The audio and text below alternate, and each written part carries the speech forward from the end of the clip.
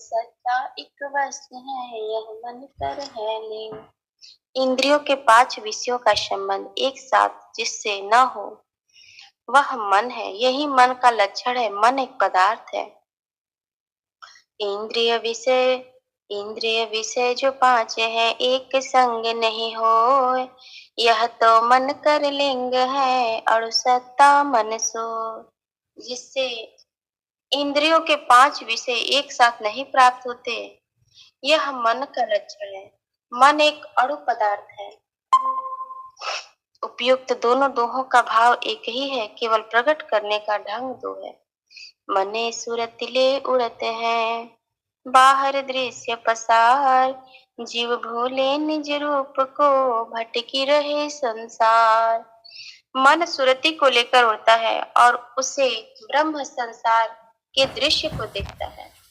जीव मन के साथ रहकर अपने शुद्ध स्वरूप को भूला हुआ है और संसार में भटक कर कष्ट पा रहा है।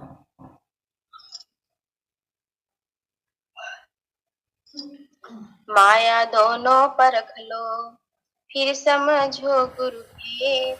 मन मारो गुरु ज्ञान से, सत सुरति रत दे। मन और ब्रह्म विषय माया, इन दोनों का ज्ञान प्राप्त करें। फिर गुरु के भेद को जानकर मन मार करके ज्ञान युक्त हो शब्द सुरति का संबंध करे, अर्थात मन इंद्रियों विषयों को छोड़कर मन को लय कर दे और सद्गुरु युक्ति से शब्द में सुरति को प्रवेश कराए। मन और प्रकृति आधार में हो ये कर्म सो जान। विविध जन्म बहु भूमि में भोगत जीव अजान। मन और प्राकृतिक आधार में जो होता है वह कर्म है। अज्ञानी जीव अनेक योनियों में विविध जन्मों को प्राप्त कर आवागमन कष्ट को प्राप्त करता है।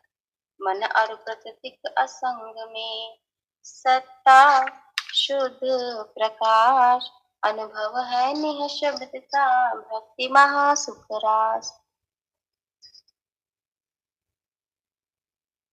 मन और प्रकृति का साथ छूट जाने पर आत्मा अपने शुद्ध प्रकाश में आती है और निह शब्द का अनुभव कर भक्ति के महान सुख को प्राप्त करती है। प्रभु अनंत सुख की राशि है। आनंद स्वरूप पर ब्रह्म की प्राप्ति से जीवन में आनंद प्राप्त होता है। मन संयुक्त क्रिय कर्म है, भक्ति है आत्मधार। सुरति निरति ध्वनि गगन में, भक्ति परम तत्व सार।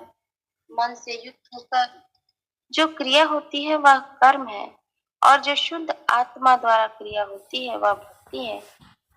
कर्म मन का विषय है और भक्ति आत्मा का विषय है।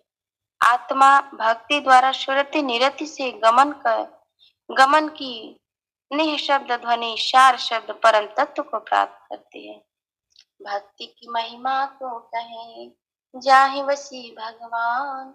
देव सदा फल प्रभु मिले, महिमा भक्ति महान।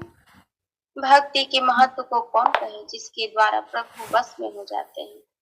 भक्ति द्वारा प्रभु मिलते हैं, भक्ति की महान महिमा है।